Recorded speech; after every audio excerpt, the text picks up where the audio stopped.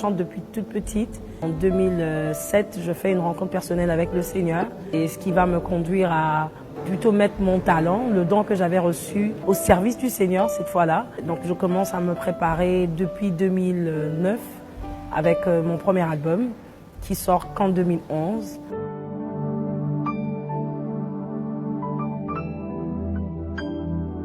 Alors peut-être que vous l'avez découvert dans le chant, mais ceux qui sont habitués à venir dans mes programmes des concerts, on appelle ça plutôt des cultes, parce que justement, je crois que c'est depuis 2014, j'ai eu à passer par certaines choses qui ont fait naître cette femme approfondie dans l'adoration et toutes ces choses. C'est depuis 2014 que cela est arrivé dans ma vie et Saint-Esprit était justement une manière publique de le dire.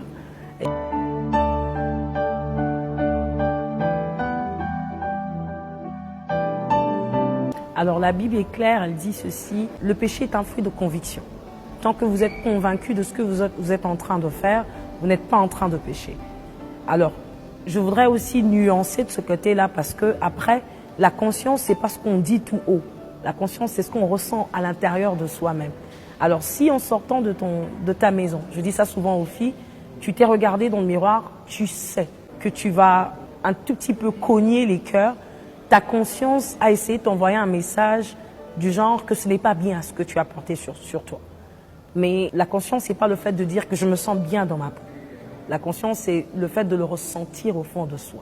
Alors du coup, la Bible est claire, c'est question de conscience. Si ta conscience te convainc que ce que tu portes n'est pas un péché, tu peux le faire. Si ta conscience, par contre, te convainc que ce que tu fais, c'est pas bon, ça aussi, c'est pas bien. Après, il faut se dire que dans le monde chrétien en soi, ces jours-ci, on a des extrémistes. On a des gens qui pensent d'une manière ou d'une autre.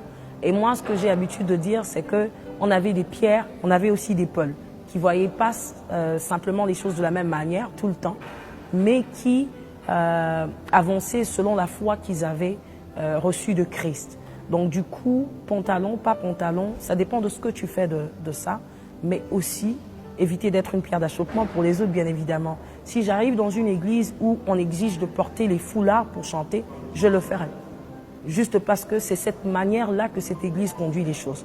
Donc je ne vais pas dire que moi, c'est pas ma foi, je ne porte pas des foulards, non. Quand j'arrive dans une église, on dit qu'on ne peut pas chanter en pantalon, je ne me mets pas en pantalon. Quand j'arrive dans une église, on dit qu'une femme, quand elle doit passer devant, on doit mettre un foulard, je mets le foulard.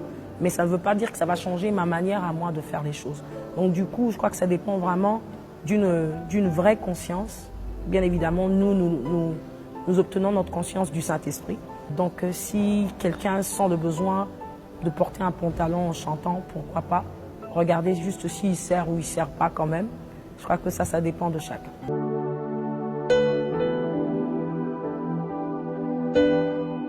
Alors, qu'est-ce qui m'apporte dans la vie de tous les jours? Je vais vous raconter une histoire qui pourrait paraître bête pour certains. Je travaille avec le Saint-Esprit dans tout ce que je fais. Quand je dis tout, c'est vraiment tout. Par exemple, il y a quelques jours, j'étais avec mes enfants et j'avais perdu 50 $. Je ne me souvenais pas avoir sorti ça de mon porte-monnaie. Et donc, quand j'ouvre mon porte-monnaie, que je cherche la monnaie, je ne la trouve pas. J'ai dit une seule chose. Je dis, Saint-Esprit, je ne me rappelle pas avoir utilisé cet argent. Si réellement, je ne l'ai pas utilisé, j'aimerais retrouver cet argent. C'est tout. J'ai démarré la voiture et je suis partie.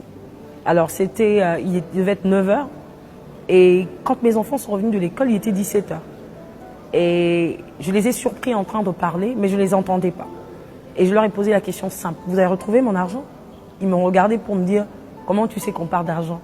Je leur ai dit, parce que je me rappelle avoir fait une prière à haute voix où je demandais au Saint-Esprit de m'aider à retrouver mon argent. Et les enfants me disent, on ne sait même pas si c'est à toi parce qu'on a ramassé 50 $ entre 2 voitures le matin en partant à l'école. Et donc du coup, quand ils m'ont montré l'argent, j'ai dit, c'est mon argent parce que c'était 50 $, c'était un billet de 50 $. Et je me rappelle avoir fait cette prière à haute voix au Saint-Esprit de m'aider à retrouver cet argent parce que je ne voudrais pas perdre ce qui m'appartenait. Donc du coup, je donne cet exemple pour te dire que le Saint-Esprit, c'est un ami au quotidien. C'est le consolateur que le Seigneur nous a laissé. C'est quelqu'un qu'on devrait consulter de temps en temps dans tout ce qu'on devrait faire. Donc du coup, le Saint-Esprit, c'est quelqu'un avec qui l'on marche tous les jours, peu importe les circonstances. Donc vraiment, j'aimerais pousser quelqu'un qui peut-être le regarde de loin, maintenant à commencer à se rapprocher de lui et à communiquer de temps en temps avec lui.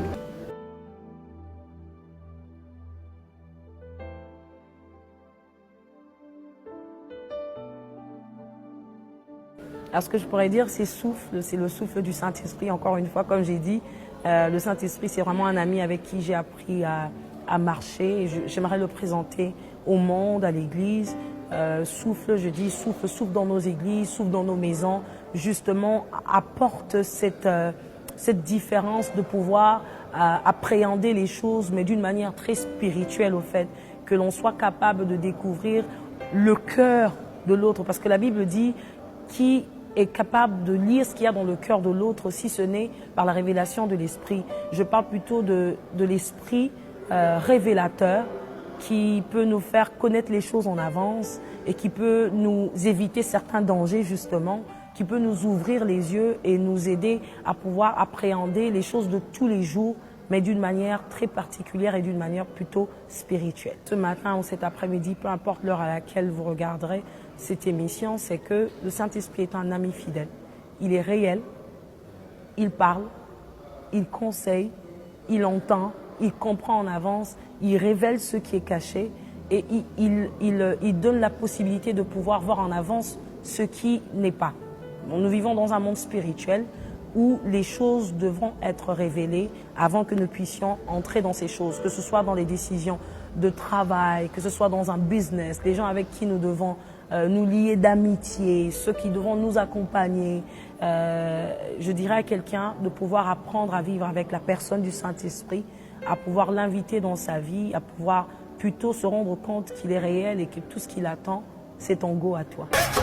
Je suis parti de nulle part mais j'ai voulu crescendo. Jésus me fait du bien, naekope saye matondo. Il m'aime tellement je l'appelle Mungu wa mapendo. Si je suis béni c'est parce qu'après ça qui mitindo.